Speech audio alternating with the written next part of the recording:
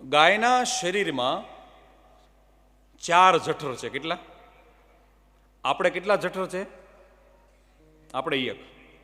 ગાય માતાના શરીરમાં 4 જઠર છે. ગાયનું આંતરડું 43 ફૂટ લાંબુ છે. કેટલું? 43 ફૂટ. હવે જો તમે ગાયને રોટલી ખવડાવશો, રોટલી શેમાંથી બને? ઘઉંમાંથી.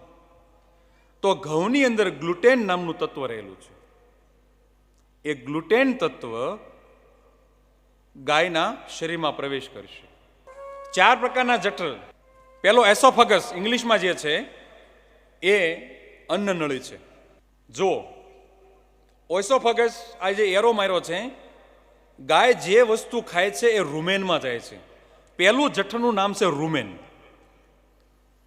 આપણે જ્યારે ભોજન કરીએ ત્યારે આપણે ચાવીને પેટમાં ઉતારીએ છીએ. ગાય ચાવતી નથી. નિરણ કરો, કોઈ પણ વસ્તુ ખવડાવો એટલે ગાય સીધું ખાઈ લે છે. સીધું ખાઈ અને રૂમેનમાં જાય છે. રૂમેનની કેપેસિટી 50 કિલોની છે. હવે ગાય જ્યારે ખાઈ લે પછી શાંતિથી બેસી જાય છે અથવા ઊભી રહે છે, અને બેસી હોય ત્યારે ગાય શું કરે છે? વાગોળે છે. ગાય જ્યારે વાગોળશે ત્યારે રૂમેનમાં જે ખોરાક ગયો છે એ અન્નનળીમાં પાછો આવશે. અન્નનળીમાં પાછો આવશે ત્યાં પાચક રસ મિક્સ થઈ અને રેટિક્યુલમ નામનું બીજું જઠર છે એમાં જશે. જો બીજો એરો એવો રેટિક્યુલમ ઇંગ્લિશમાં લખ્યું છે. રેટિક્યુલમ નામનું જે જઠર છે એ મધપૂડા જેવું જઠર છે. એકદમ ઝીણા ઝીણા છિદ્રો છે. આ રેટિક્યુલમ જે જઠર છે એ મધનો પૂળો કેમ હોય? ઝીણો ઝીણો છિદ્રવાળું. જો આ રેટિક્યુલમ નામનું બીજું જઠર છે. હવે રોટલી તમે ગાયને ખવડાવી છે એટલે ગ્લુટેન છે એ રેટિક્યુલમમાં ઝીણા ઝીણા છિદ્રો રહેલા છે. એ ઝીણા ઝીણા જે છિદ્રો છે એમાંથી ગાયના પાચન તંત્રમાં ખોરાકને પચવા માટે બેક્ટેરિયાનો સ્ત્રાવ થાય છે. જો ગ્લુટેનના કણો એ છિદ્રોમાં બેસી જશે તો બેક્ટેરિયા એમાંથી નીકળશે નહીં, અપચો થશે, એસિડોસિસ થશે, ગાયને આફરો ચડશે, ઇનડાયજેશન થશે. ઇનડાયજેશન થયેલો જે ખોરાક છે એ ગાયના 3જા જઠરમાં જશે. 3જું જઠર છે ઓમેઝમ. આ ઓમેઝમ જઠરમાં ગયું. ઓમેઝમ જઠરમાં જ્યારે ખોરાક જાય પચેલો ત્યારે ગોબર બનવાની શરૂઆત થવા લાગે છે. એમાંથી તત્વો છૂટા પડવા લાગે છે. હવે અહીં અપચો થયો છે ગાયને. પૂર્ણ રીતે પાચન ન થતા ઓમેઝમ એ ખોરાકને ધક્કો મારી અને એબોમેઝમની અંદર મોકલી દેશે. એબોમેઝમ એ 4થું જઠર છે. 4થા જઠરની અંદર ગોબર ગંઠાવવું જોઈએ, નહીં ગંઠાય.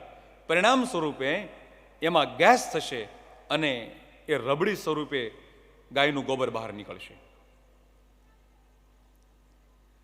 આપણા શહેરની અંદર જે ગાયો આવે છે એ રખડતી ગાયો બધી હોય છે.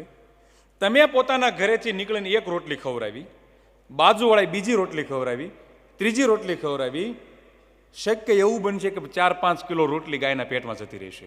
એ બધું ગ્લુટેન અંદર બેસી ગયું છે. પરિણામ સ્વરૂપે શહેરમાં રખડતી ગાયોનું ગોબર કઠણ નથી આવતું. એ એસિડોસિસની પ્રક્રિયા છે. આ રોટલીનું કામ છે. માટે રોટલી ખવડાવી ગાય માતાને દુઃખ આપવા સમાન છે, એટલું યાદ રાખજો.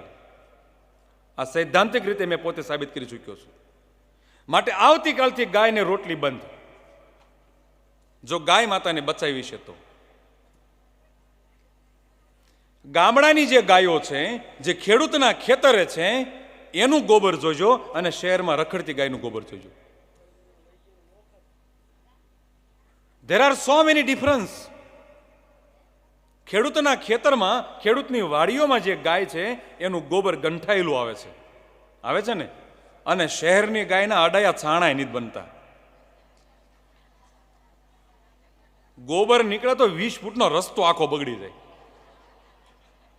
અને ખેડૂતના ઘરે જે ગાય બાંધી હોય ને 6 ઇંચથી આગળ તો ગોબર જાય નહીં. કારણ કે એનું પાચન તંત્ર વ્યવસ્થિત ચાલી રહ્યું છે.